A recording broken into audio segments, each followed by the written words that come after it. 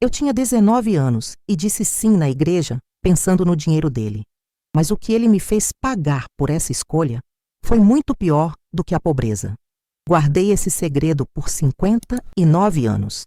E agora que já não tenho mais medo da morte, nem da verdade, posso finalmente contar o que ninguém nunca soube. Nem meus filhos, nem as comadres que tanto fofocavam na porta da igreja, nem mesmo eu mesma, durante muitos anos, tive coragem de olhar para essa história de frente. Mas chegou a hora. Porque há coisas que a gente leva para o túmulo, e há coisas que o túmulo não aceita carregar. E essa história, minha filha, é daquelas que queima. Queima até hoje. Meu nome é Irene. Dona Irene para quase todo mundo. Tenho 78 anos, cabelo branco que eu não pinto mais, mãos enrugadas que lavaram tanta roupa que perdi a conta, e um coração que aprendeu a bater devagar, com medo de sentir demais. Nasci em 1946, numa casinha de 3 cômodos na beira da estrada de terra, em Minas Gerais, numa cidade tão pequena que nem aparecia direito no mapa. Meu pai era ferroviário aposentado por invalidez, depois que perdeu 3 dedos da mão esquerda num acidente com o trem de carga. Minha mãe, Deus a tenha, era lavadeira. Lavava roupa para os fazendeiros, para os comerciantes, para os políticos da cidade. Acordava antes do sol nascer e ia até o rio com a trouxa na cabeça, as costas curvadas, os joelhos sempre roxos de tanto ajoelhar na pedra. Éramos 7 irmãos. Eu era a 4ª. E a única menina que sobrou depois que minha irmã mais velha morreu de febre tifoide, quando eu tinha 6 anos. A gente não tinha nada, nada mesmo. Comida era o que minha mãe conseguia trazer de resto das casas onde lavava roupa. Roupa nova, só quando alguma patroa dela enjoava de um vestido e resolvia doar. Sapato era artigo de luxo. Eu passei a infância inteira descalça. E só calcei meu primeiro par de sandálias de dedo quando fiz 13 anos, porque a professora da escola disse que eu não podia mais assistir aula de pé no chão. Minha mãe chorou quando comprou aquela sandália. Chorou porque gastou dinheiro que era para comida. E eu chorei também, mas escondi o choro, porque não queria que ela sentisse que eu estava sendo um peso. Cresci sabendo que eu era bonita, não porque alguém me tratasse bem por causa disso, mas porque eu via o jeito que os homens olhavam, desde cedo, desde muito cedo. Com 12 anos, já tinha peão de fazenda me seguindo no caminho da escola. Com 14, já tinha filho de fazendeiro mandando recado pela empregada. Com 16, já tinha comerciante casado oferecendo dinheiro para minha mãe em troca de eu ir trabalhar na casa dele. Minha mãe sempre recusou. Ela era pobre, analfabeta e cansada. Mas não era boba. Ela sabia o que esses homens queriam. E ela sabia que se eu cedesse, minha vida acabaria antes de começar. Mas ser bonita quando se é pobre é uma maldição disfarçada de sorte. Porque todo mundo acha que você tem uma saída. Todo mundo acha que você vai se casar bem, subir na vida, sair da miséria. E você cresce acreditando nisso também. Você cresce achando que sua beleza é a única moeda que você tem para negociar com o mundo. E o mundo, minha filha, cobra juros altos. Quando eu tinha 17 anos, conheci o Claudinho. Claudinho não era nome de batismo, era apelido. O nome dele era Cláudio Ferreira dos Santos. Mas todo mundo chamava de Claudinho porque ele era magro, moreno, meio tímido e tinha aquele jeito de menino mesmo, tendo 22 anos. Ele trabalhava como peão na fazenda do Major Augusto, que ficava a uns 5 quilômetros da cidade. Claudinho era pobre igual eu, talvez até mais. Morava num quartinho de madeira nos fundos da fazenda. Dividia o espaço com mais 3 peões e ganhava uma miséria. Mas ele tinha uma coisa que nenhum outro homem que eu conheci tinha. Ele olhava para mim como se eu fosse gente, não como se eu fosse bonita, como se eu fosse gente. A gente se conheceu na festa de São João da cidade, em junho de 1963. Ele estava tocando sanfona na quadrilha e eu estava ajudando a servir quentão para os convidados. Ele me olhou de longe, eu olhei de volta e pronto. Foi assim. Não teve fogo de artifício, não teve declaração de amor, não teve nada cinematográfico, mas teve verdade. E a verdade, minha filha, a gente sente na pele, a gente sente no peito, a gente sabe. Durante 6 meses a gente se viu escondido. Ele vinha até a beira do rio na hora que minha mãe ia lavar roupa e ficava conversando comigo enquanto eu ajudava a bater a roupa na pedra. A gente conversava sobre tudo, sobre a vida, sobre os sonhos, sobre o futuro. Ele queria juntar dinheiro e comprar um pedacinho de terra. Queria plantar feijão, milho, mandioca. Queria ter uma casinha simples, mas dele, e queria que eu estivesse nessa casa. Ele nunca disse isso com palavras diretas, mas eu sabia. Eu sabia pelo jeito que ele falava, pelo jeito que ele sorria, pelo jeito que ele segurava minha mão quando ninguém estava olhando. Mas a gente era pobre demais para sonhar alto. E eu sabia disso. Eu sabia que se eu casasse com o Claudinho, ia ter a mesma vida que minha mãe. Ia lavar roupa, ia passar fome, ia ter filho atrás de filho, ia envelhecer aos 30 e morrer aos 50, destruída pelo trabalho e pela miséria. Eu sabia disso. Mas eu amava ele. Amava de verdade. Amava daquele jeito que dói no peito, que tira o sono, que faz a gente querer ser uma pessoa melhor. E foi justamente nessa época que o José Cardoso apareceu. José Cardoso era o dono do armazém da cidade. Um homem de 42 anos, viúvo há 3, sem filhos, rico, respeitado e frio. Frio igual gelo. Ele era alto, meio curvado, tinha bigode aparado, cabelo com brilhantina, roupa sempre bem passada e um jeito de falar que parecia que ele estava medindo cada palavra antes de soltar pela boca. Ele nunca sorria. Nunca. Eu trabalhava eventualmente no armazém dele, ajudando a embalar compras e a fazer entregas, ganhando uns trocados para ajudar minha mãe. E ele sempre me observava. Não era aquele olhar de desejo sujo que eu já conhecia. Era um olhar de análise, como se ele estivesse avaliando uma mercadoria, como se ele estivesse calculando quanto eu valia. Um dia, ele chamou minha mãe para conversar. Foi em janeiro de 1964. Lembro até hoje. Tava um calor infernal, o tipo de calor que faz a roupa grudar no corpo e o ar ficar pesado demais para respirar. Minha mãe chegou em casa naquela tarde, pálida, suada, com as mãos tremendo. Ela sentou na beira da cama, olhou para mim e disse: "O seu Cardoso pediu você em casamento." Eu ri. Ri porque achei que era piada. José Cardoso tinha mais do que o dobro da minha idade. Ele era viúvo, sério, e nunca tinha demonstrado interesse nenhum em mim, além de me pagar pelos serviços que eu fazia no armazém. Mas minha mãe não estava rindo. Ela estava séria. Estava séria e estava com os olhos cheios de lágrimas. Ela me contou tudo. José Cardoso tinha oferecido um dote. Não para ela, para a família. Ele ia pagar todas as dívidas que meu pai tinha acumulado. Ia dar um dinheiro para o meu irmão mais velho abrir um negócio. Ia reformar a nossa casa. Ia garantir que meus irmãos menores pudessem estudar. Ia tirar a gente da miséria. Tudo isso em troca de eu casar com ele. Tudo isso em troca de mim. Eu fiquei muda. Não consegui falar nada. Só consegui sentir aquele peso no peito. Aquela sensação de que o chão estava sumindo debaixo dos meus pés. Minha mãe segurou minha mão e disse com a voz embargada: "Eu não vou te obrigar, filha. Se você não quiser, a gente dá um jeito. A gente sempre deu."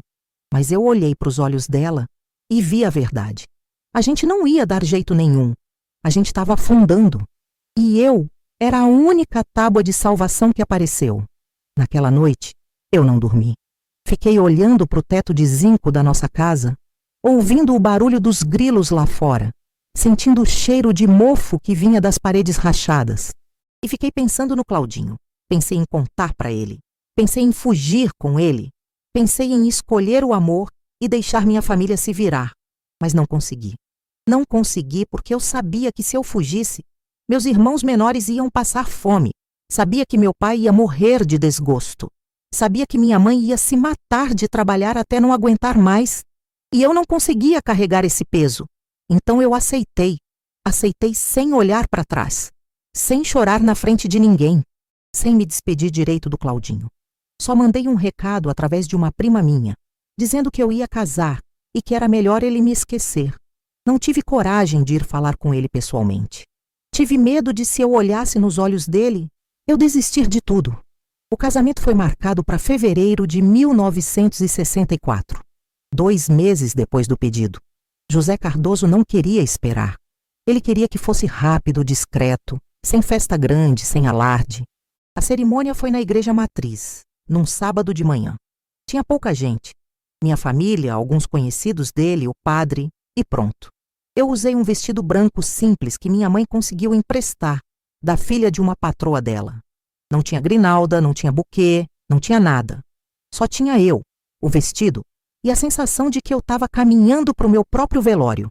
Quando o padre perguntou se eu aceitava José Cardoso como meu esposo, eu olhei para o altar, respirei fundo e disse sim, mas dentro de mim, o que eu estava dizendo era: eu aceito o dinheiro, eu aceito salvar minha família, eu aceito abrir mão de mim, e foi isso que eu fiz.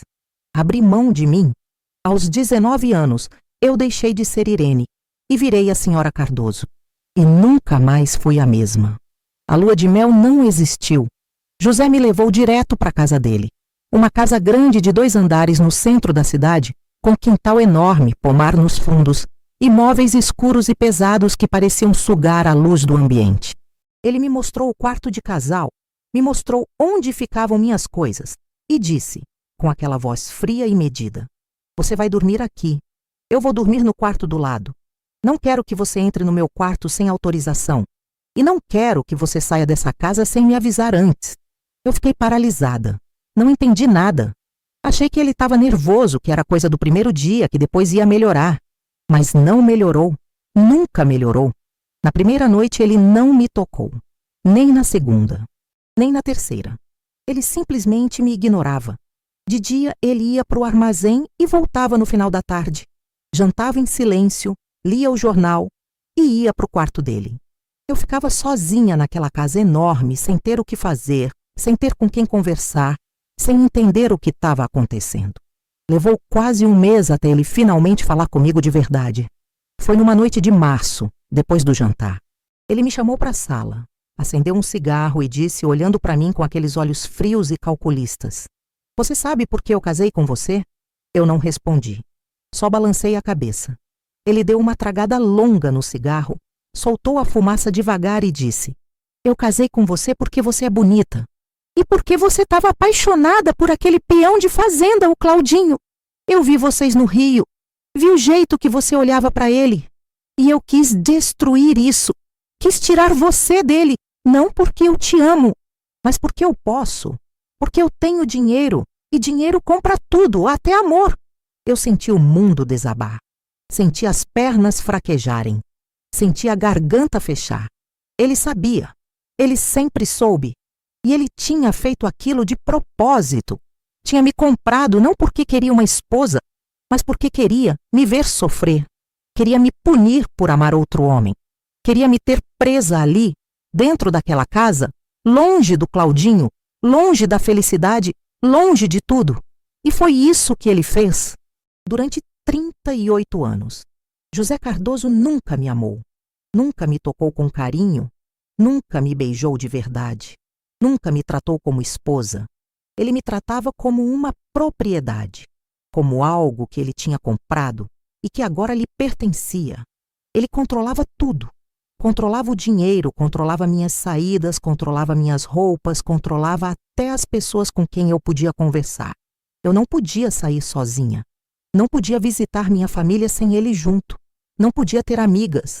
Não podia nada. E o pior de tudo é que ele fazia questão de me humilhar em público, mas de um jeito tão sutil que ninguém percebia.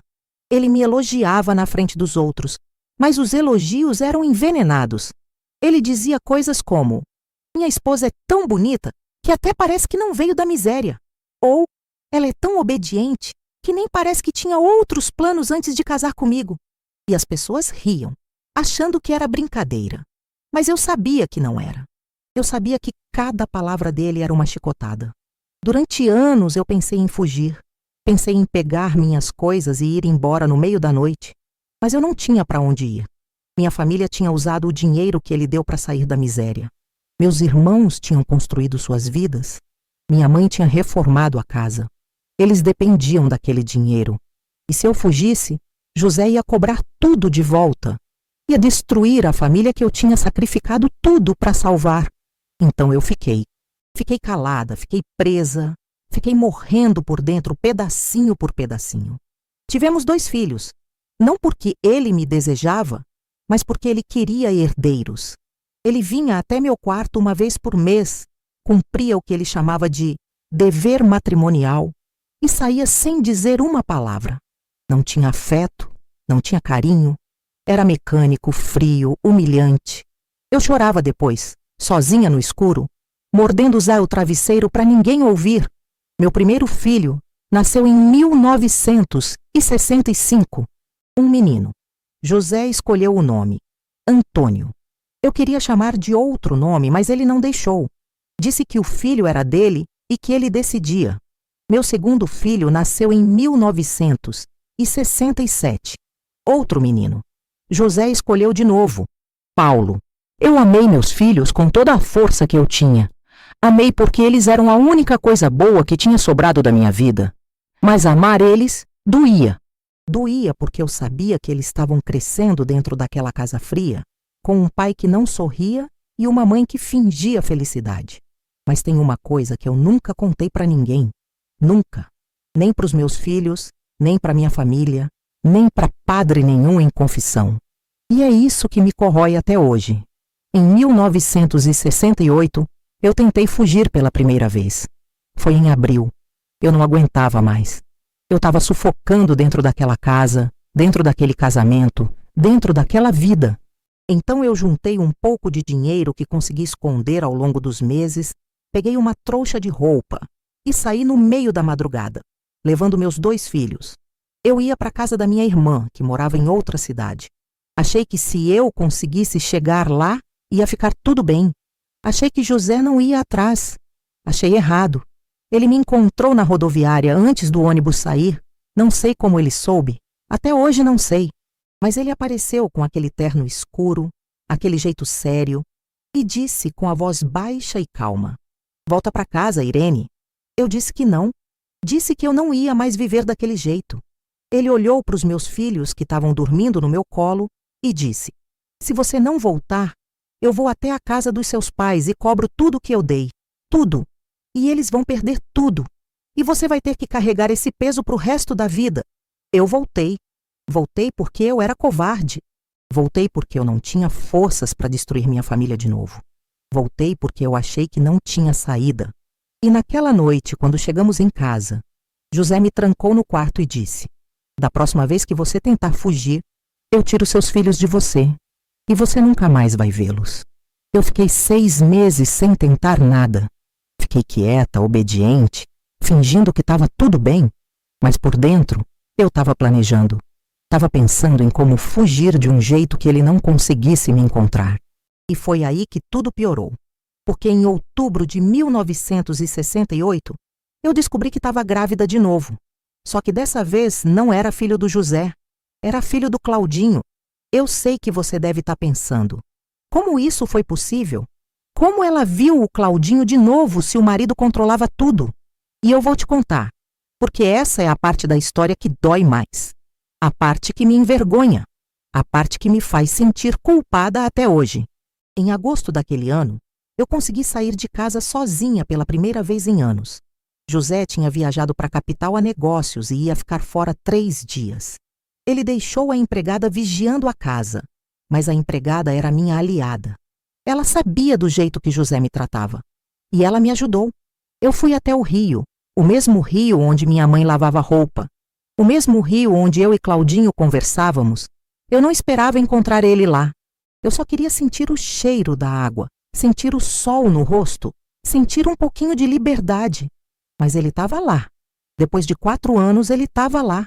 Ele tinha envelhecido, estava mais magro, mais cansado, com a pele queimada de sol, mas os olhos eram os mesmos. E quando ele me viu, ele não disse nada. Só me olhou. E eu olhei de volta. E a gente ficou ali, parado, se olhando, sem saber o que dizer. Foi ele quem quebrou o silêncio. Ele disse: "Eu nunca te esqueci, Irene." E eu desabei. Desabei em lágrimas, em soluços, em desespero. Contei tudo para ele. Contei do casamento forçado, da prisão que eu vivia, do jeito que José me tratava. E ele me abraçou. Me abraçou como ninguém tinha me abraçado em anos. Me abraçou como se quisesse me proteger do mundo inteiro. E a gente se amou. Ali mesmo, na beira do rio, escondido entre as árvores, com medo de alguém ver, com culpa, com desespero, mas com amor. Amor de verdade. Amor que eu tinha guardado durante 4 anos e que explodiu naquele momento. Depois, ele me pediu para fugir com ele. Disse que a gente podia ir embora para longe, começar de novo, ser feliz. Eu queria tanto, mas eu disse que não podia, que eu tinha filhos, que eu tinha uma família que dependia de mim, que eu tinha uma vida que eu não podia simplesmente abandonar. Ele entendeu, ele sempre entendia, e a gente se despediu sabendo que aquele ia ser o último encontro, sabendo que a gente nunca mais ia se ver. Só que 2 semanas depois, eu descobri que estava grávida. Entrei em pânico, desespero total, porque eu sabia que José ia descobrir. Ele controlava tudo, até meu ciclo menstrual. Ele sabia quando eu devia menstruar e quando não. E ele ia saber que aquele filho não era dele. E ele descobriu. Descobriu porque eu comecei a passar mal de manhã, a ter ânsia, a ficar pálida. E ele, que nunca demonstrava interesse nenhum em mim, de repente começou a me observar, começou a fazer perguntas, começou a desconfiar.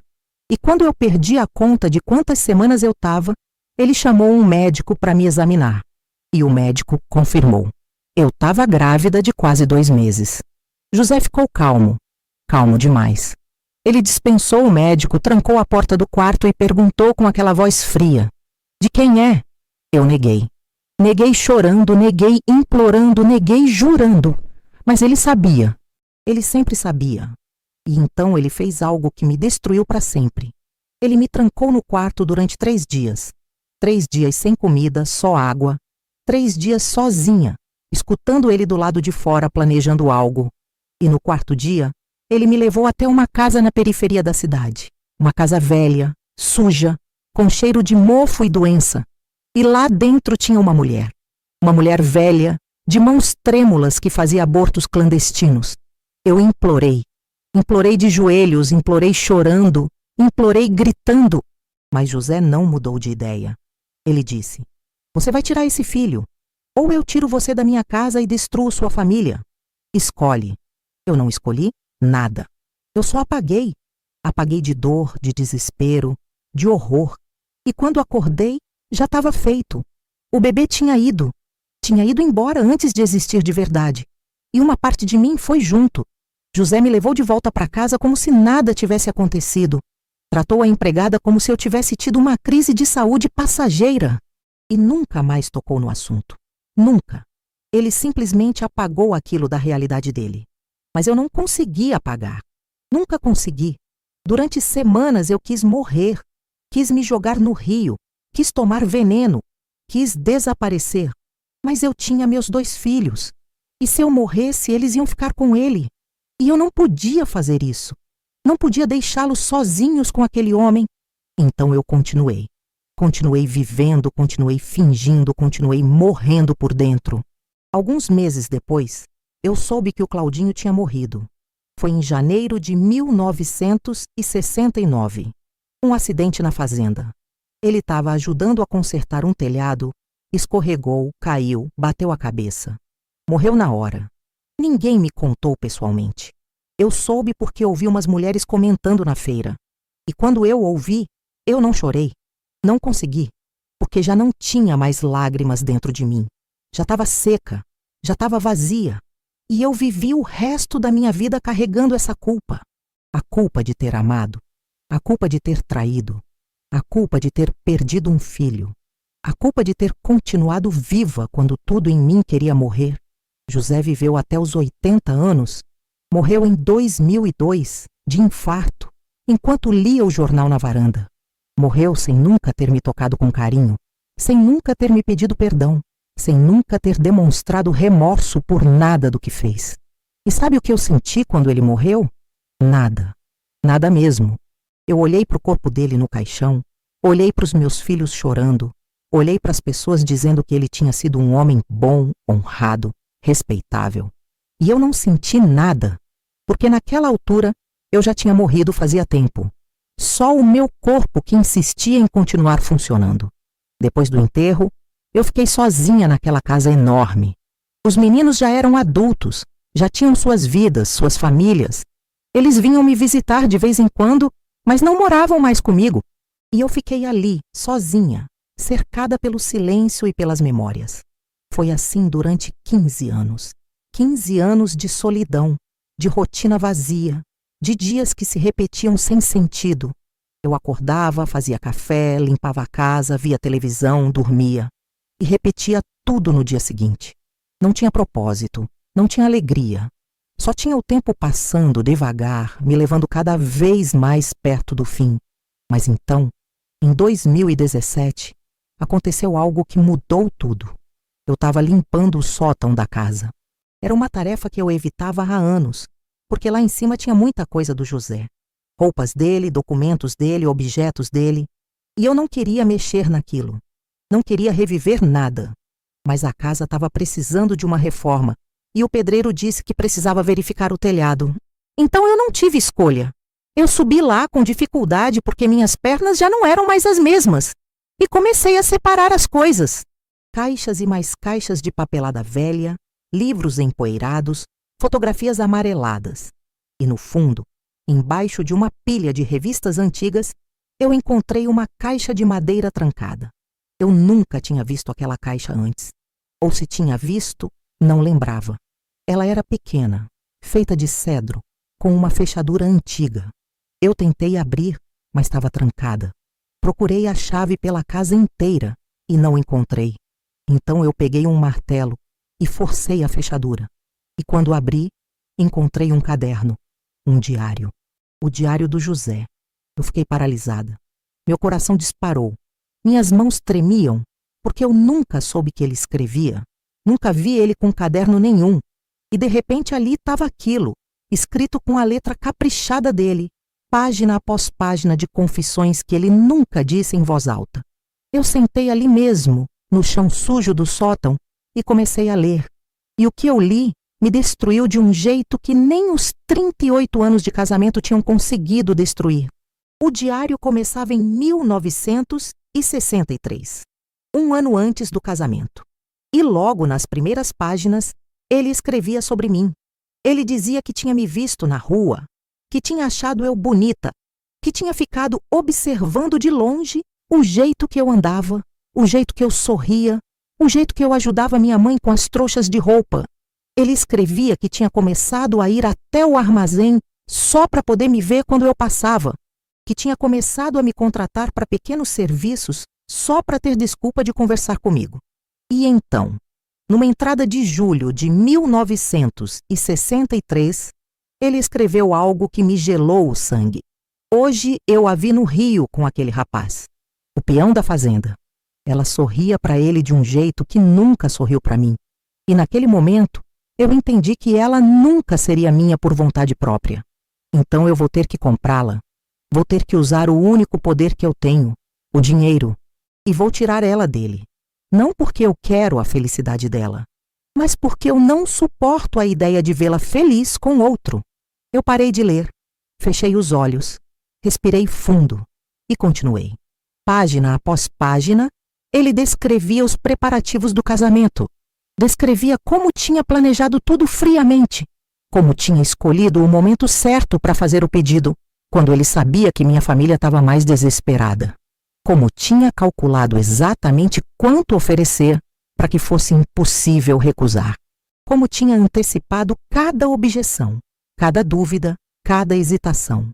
E então, na entrada do dia do nosso casamento, ele escreveu: hoje ela disse sim, mas os olhos dela diziam não.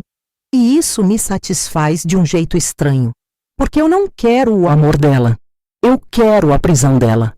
Quero que ela olhe para mim todos os dias e saiba que ela escolheu isso, que ela vendeu a liberdade dela, que ela é minha não por amor, mas por dinheiro, e isso me basta.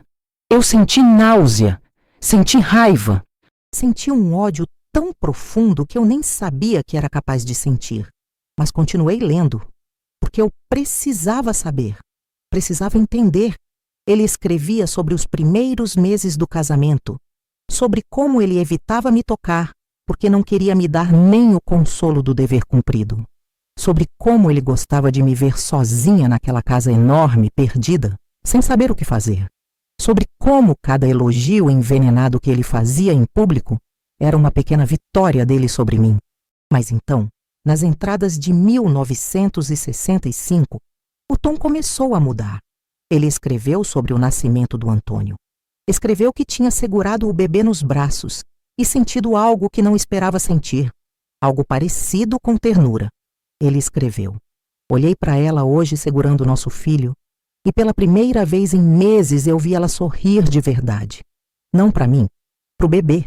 E eu senti ciúmes de uma criança, porque mesmo sendo meu filho, ele consegue algo de dela que eu nunca vou conseguir, o amor dela. E nas páginas seguintes, ele continuava nessa linha. Ele observava como eu cuidava das crianças, como eu cantava para eles, como eu os abraçava. E ele escrevia que sentia inveja dos próprios filhos. E então chegou a entrada de agosto de 1968, o mês em que eu encontrei o Claudinho no Rio, o mês em que tudo desmoronou. José escreveu: eu sabia que ela tinha saído. A empregada me avisou. Eu poderia ter impedido, mas não impedi. Deixei ela ir porque queria ver o que ela faria com a liberdade.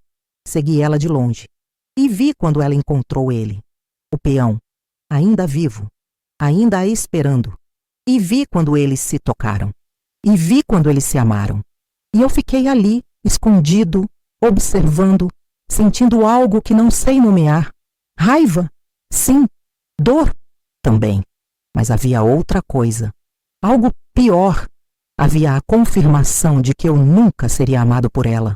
Nunca. Por mais que eu aprendesse, por mais que eu a possuísse, por mais que eu a mantivesse ao meu lado, ela nunca seria minha de verdade. E isso me quebrou de um jeito que nenhuma traição conseguiria quebrar. Porque não foi traição. Foi a verdade nua e crua. Ela sempre pertenceu a outro. E eu sempre fui apenas o carcereiro. Eu tremia lendo aquilo. Tremia de raiva, de vergonha, de horror. Porque ele tinha visto tudo. E não tinha feito nada. Tinha deixado acontecer. Por quê? Por que ele tinha deixado? E então veio a resposta, algumas páginas depois. Ele escreveu sobre a gravidez, sobre como tinha percebido antes mesmo de eu saber, sobre como tinha chamado o médico não para confirmar, mas para ter uma prova oficial, e sobre como tinha planejado friamente o que fazer. E aqui, minha filha, aqui vem a parte que me destrói até hoje, a parte que me tira o sono, a parte que me faz questionar tudo que eu vivi. Ele escreveu: eu poderia simplesmente mandá-la embora. Poderia divorciar, expor a traição, humilhá-la publicamente. Mas isso seria fácil demais. Isso seria libertá-la. E eu não quero libertá-la. Eu quero que ela fique. Quero que ela carregue isso pelo resto da vida. Então eu vou fazer ela tirar o filho. Vou fazer ela matar a única coisa boa que nasceu do amor dela. E assim, ela vai carregar uma culpa que nunca vai cicatrizar. Ela vai ficar comigo não por obrigação, mas porque a dor vai ser grande demais para ela conseguir ir embora. E eu vou ganhar, não o amor dela, mas a prisão eterna dela. Eu larguei o diário. Não consegui mais segurar. Meus dedos tremiam tanto que as páginas caíram no chão.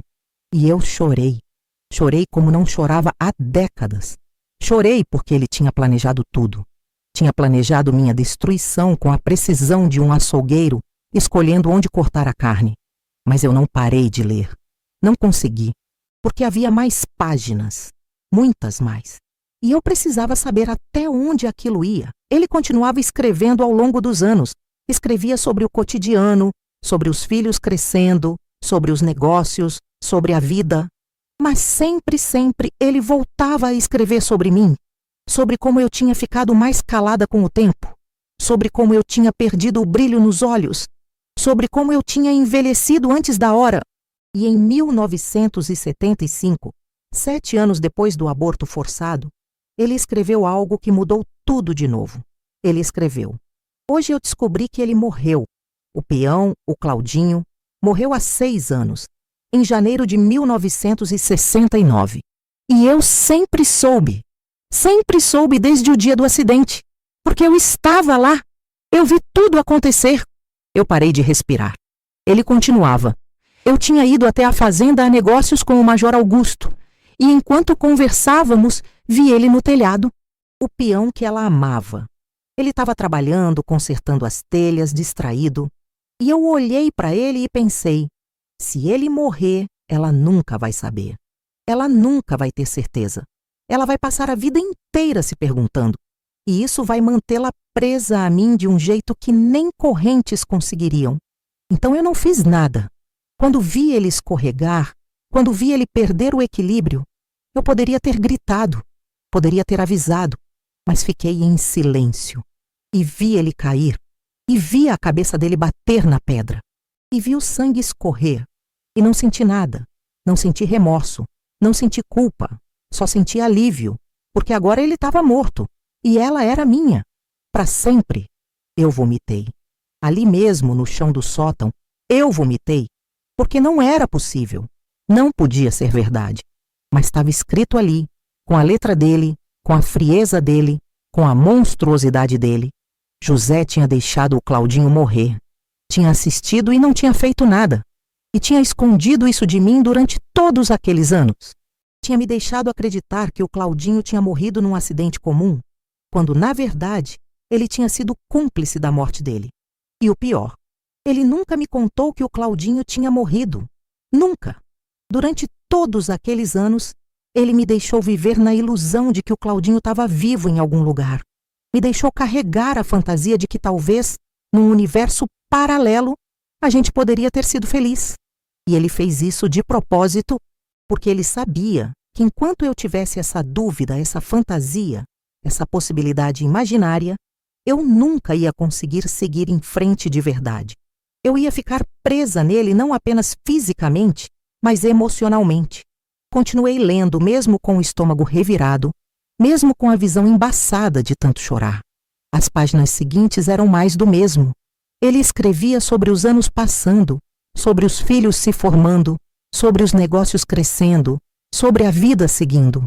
Mas sempre havia aquela obsessão comigo, aquela necessidade doentia de me manter presa, de me ver sofrer, de ter certeza de que eu nunca seria feliz. E então, nas últimas páginas escritas poucos meses antes da morte dele, em 2002, o tom mudou completamente. Ele escreveu: "Estou velho, doente, o coração já não aguenta mais. O médico disse que pode ser a qualquer momento. E pela primeira vez em toda a minha vida sinto medo, não da morte, mas do que vem depois. Se existe um Deus, se existe um inferno, eu sei para onde vou, porque eu destruí uma vida. Não tirei, mas destruí. E talvez isso seja pior, porque eu mantive ela viva, mas morta por dentro. E fiz isso durante quase 40 anos. E então, na última entrada, datada de 3 de setembro de 2002, 23 dias antes da morte dele, ele escreveu a frase que me assombra até hoje, a frase que mudou tudo, a frase que me fez perceber que eu tinha vivido uma vida inteira sem entender nada. Ele escreveu: "Eu a amei desde o primeiro dia. Amei com a intensidade de quem nunca soube amar. Amei com a violência de quem nunca foi amado de volta. Mas ela me olhava como quem olha para um túmulo. E eu, com minha estupidez, com minha maldade, com minha pequenez, decidi me tornar exatamente isso. Um túmulo. Um lugar frio, escuro, sem vida, onde ela seria enterrada viva. Porque se eu não podia tê-la feliz, ninguém teria. Nem mesmo ela mesma. Perdoe-me, Irene. Se é que alguém como eu merece perdão. Eu te amei. E esse foi o meu maior erro, porque eu não sabia amar sem destruir. E te destruí. E ao te destruir, me destruí também. E agora, no fim de tudo, percebo que passamos uma vida inteira sendo prisioneiros um do outro. Eu do meu orgulho, você da sua culpa. E nenhum de nós teve coragem de simplesmente partir. Mas talvez seja tarde demais para arrependimentos, tarde demais para recomeços, tarde demais para tudo. Então eu vou morrer carregando isso. E você vai viver carregando também. E essa é a nossa condenação, nossa cruz, nosso inferno particular. Eu fechei o diário, coloquei ele de volta na caixa e fiquei ali, sentada no chão frio do sótão, cercada pela poeira e pelo silêncio, tentando processar o que tinha acabado de ler. José me amava. Ele sempre me amou, mas amou de um jeito tão doente, tão distorcido, tão monstruoso, que transformou o amor em ódio, transformou o desejo em prisão, transformou a vida em morte. E eu, com minha teimosia, com minha culpa, com minha resignação, aceitei aquela prisão, aceitei aquela vida, aceitei aquele casamento, porque eu achava que não tinha escolha, porque eu achava que estava salvando minha família, porque eu achava que o sacrifício valia a pena, mas não valia, nada daquilo valia, porque enquanto eu estava me sacrificando, minha família seguia a vida. Meus irmãos cresceram, casaram, tiveram filhos, foram felizes. Minha mãe viveu até os 73 anos, cercada de netos, em paz. Meu pai morreu tranquilo, sem dívidas, sem preocupações. Eles seguiram em frente. E eu fiquei para trás. Fiquei presa naquela casa, naquele casamento, naquela vida que não era minha. E o pior é que eu poderia ter saído, poderia ter fugido, poderia ter recomeçado, mas não fugi, porque eu tinha medo. Medo de decepcionar, medo de fracassar, medo de ser julgada. E esse medo me manteve presa mais do que qualquer ameaça do José. Porque a verdadeira prisão nunca foi a casa, nunca foi o dinheiro, nunca foi ele. A verdadeira prisão sempre fui eu mesma. Depois que li o diário, fiquei semanas sem conseguir dormir. Ficava acordada de madrugada, olhando para o teto, revivendo cada momento daqueles 38 anos de casamento. Revivendo cada humilhação, cada silêncio, cada olhar frio, cada palavra envenenada. E tentando entender como duas pessoas podiam se destruir tanto assim. Como duas pessoas podiam viver lado a lado durante décadas sem nunca realmente se encontrar. E a conclusão que eu cheguei, minha filha, é a mais dolorosa de todas. A gente se amou. Do jeito errado, no momento errado, da forma errada. Mas a gente se amou. Ele me amava com a violência de quem não sabe amar. E eu o odiava com a intensidade de quem não consegue parar de amar o que perdeu. Porque eu nunca odiei ele de verdade. Eu odiava a situação. Odiava a prisão.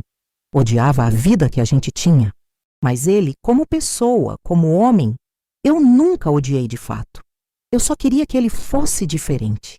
Queria que ele fosse capaz de amar sem destruir.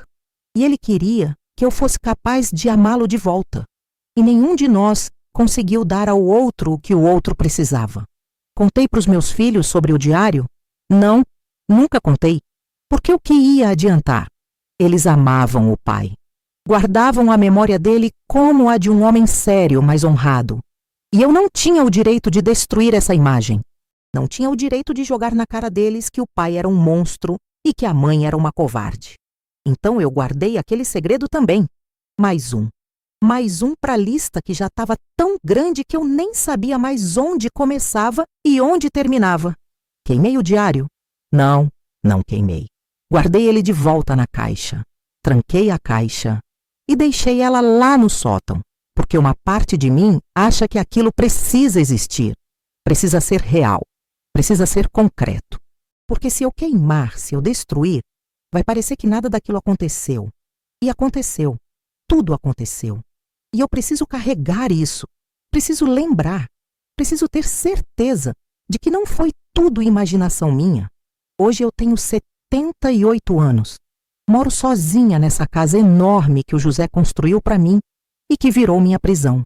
Meus filhos vêm me ver de vez em quando. Trazem os netos, fazem almoço de domingo, conversam sobre amenidades. E eu sorrio, faço comida, finjo que tá tudo bem, porque é isso que a gente faz, né? A gente finge, a gente esconde, a gente carrega.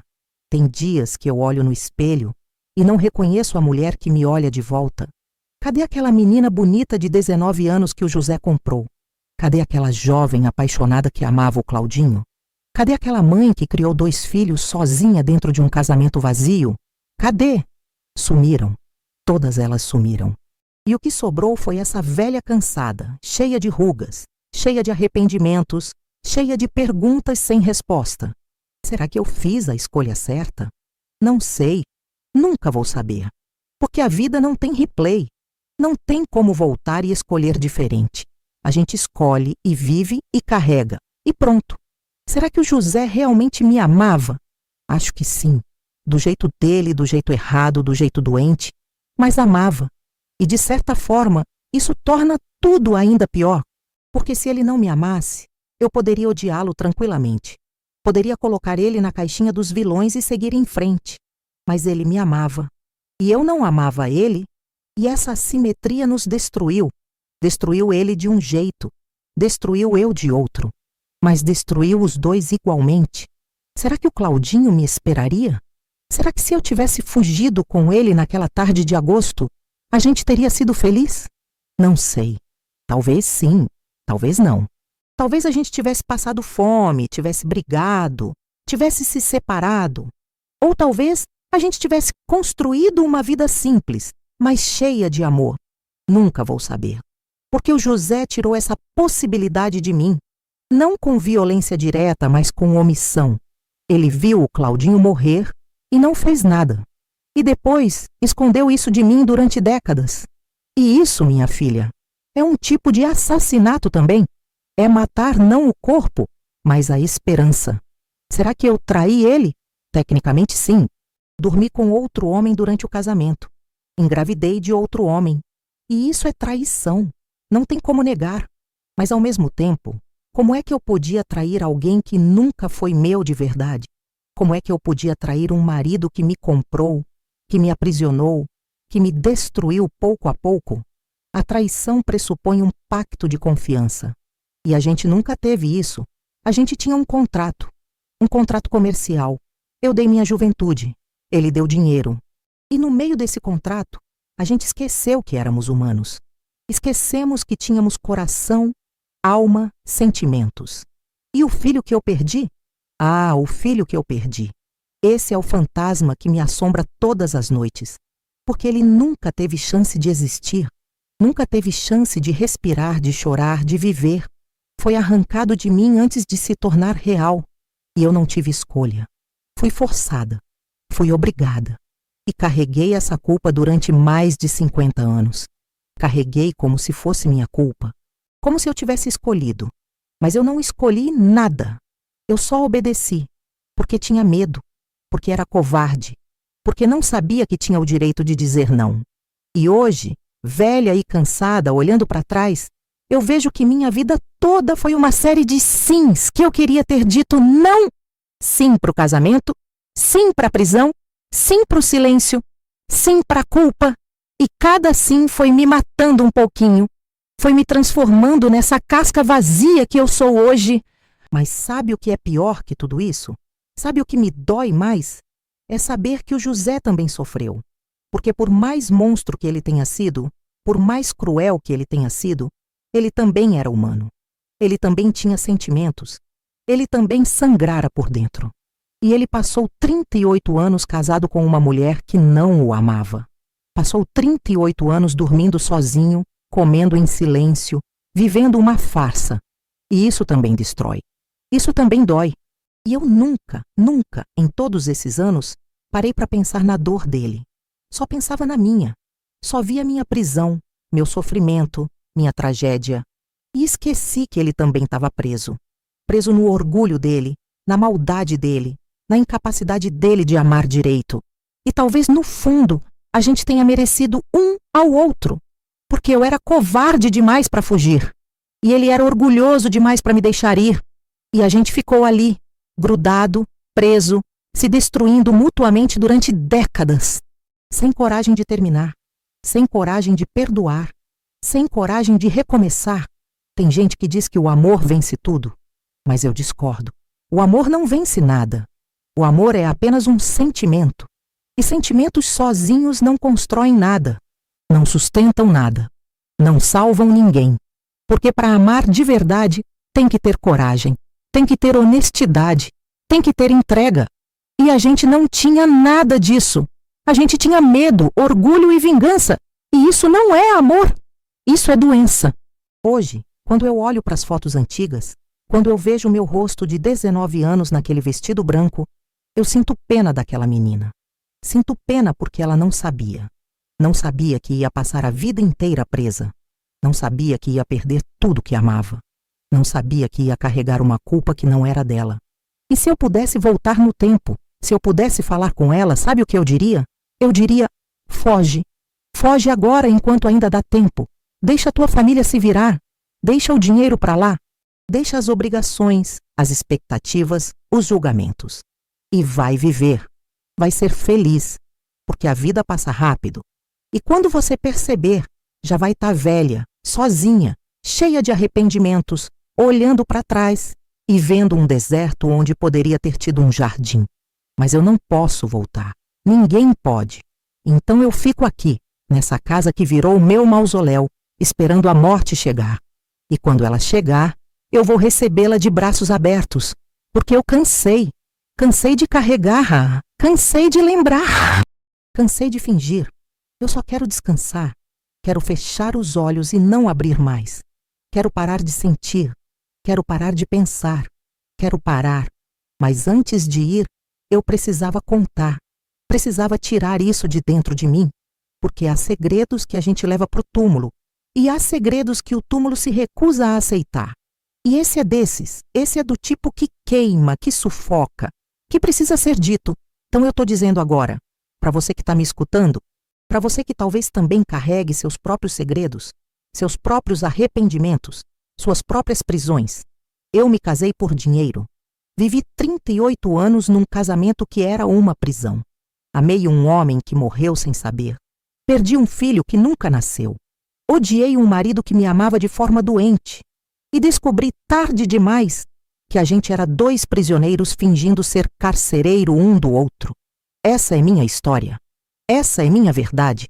Essa é minha condenação. E eu vou morrer carregando ela. Porque algumas coisas não têm perdão.